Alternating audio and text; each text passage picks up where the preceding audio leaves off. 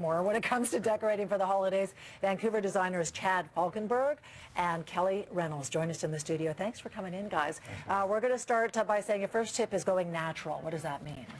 Going natural. Well, we love decorating for the holidays, and we actually, over the last 2 years, we've helped out a lot of shops and restaurants in Gastown with their installations, because we get to do something unusual, something a little bit different, kind of go a little bit over the top. Is this like the upside down tree at Laboratoire?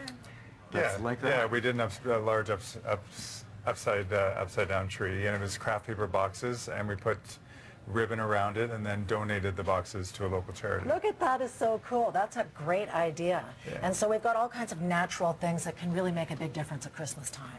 What is this? This is not pussy willow, is it? This is magnolia branches, which look fantastic, just stuffed in a felt bag like what we've done it here.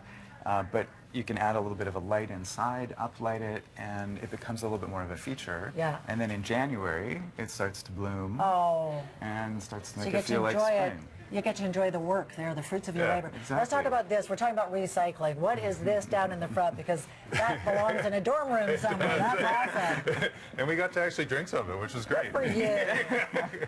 So that's a beer can refeed for Sea Monster Sushi for last Christmas installations. And they actually kept it up all year, and they use it as a piece of art. So you don't need to spend a lot of money. No. You don't. And we brought the wreath actually to kind of show that you can use anything to make a wreath. It could be toys, it could be anything that you've got in your storage room, silverware, anything that sparkles.